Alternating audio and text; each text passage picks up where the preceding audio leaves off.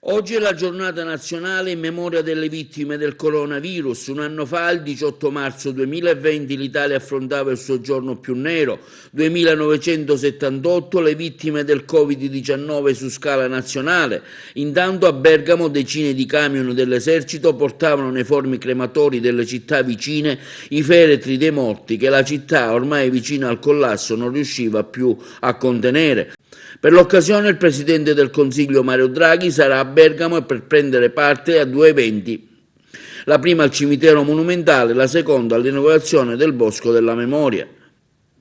In occasione della giornata nazionale, lo Stato, le regioni, le province e i comuni possono promuovere eventualmente, coordinandosi con associazioni interessate, iniziative specifiche, manifestazioni pubbliche, cerimonie di incontri e momenti di ricordo. In particolare, favorite le iniziative rivolte alle giovani generazioni, anche le scuole potranno organizzare degli eventi similari. La legge prevede un minuto di silenzio nazionale, una programmazione speciale e dedicata dalla RAI e iniziative didattiche.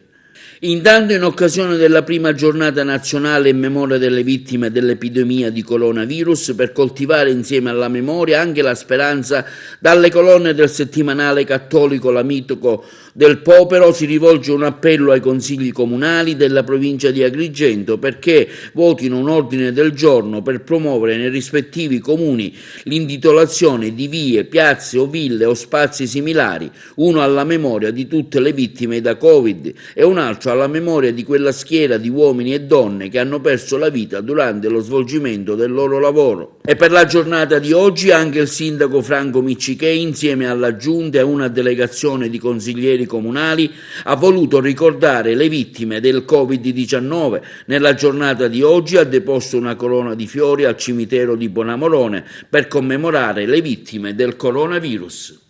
Sì, oggi è una ricorrenza triste per tutti noi italiani.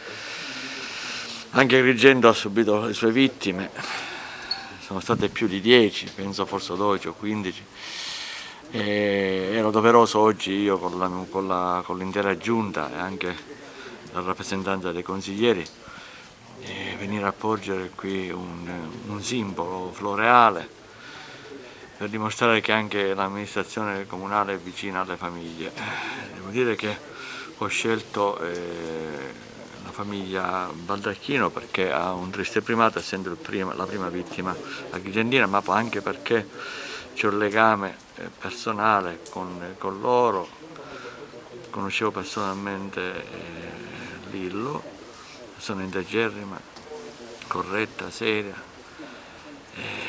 Ricordo un episodio grazioso che tantissimi anni fa voleva convincermi a candidarmi come sindaco, io rifiutai e ora invece mi ritrovo nella veste di sindaco, quindi penso sia stato anche doveroso venire a porgere un saluto a lui. Vorrei non parlare perché è un momento triste e penso che già i fatti hanno dimostrato il resto. E poi anche per me è un giorno particolare perché voglio ricordare che quando Lillo ha avuto i primissimi sintomi, un anno fa, il primo medico a saperlo, a seguirlo e poi a indirizzarlo per gli ospedali sono stato io. Lui ha richiesto il mio aiuto e quindi sono stato il primo attore poi della sua lunga odissea e questo mi rattrista di più. Un saluto al caro Lillo e un saluto a tutte le altre vittime di questa pandemia. Una ricorrenza triste, però nel contempo ci fa commuovere come famiglia per il gentile pensiero che il sindaco in prima persona ha voluto tributare alla memoria di mio fratello Lillo, ma oso anche dire mi spingo tutta la città in quanto rappresentata dallo stesso. Poiché vi era un grande affetto viscerale fra mio fratello e la sua terra e credo sia stato anche ricambiato dal gesto del sindaco.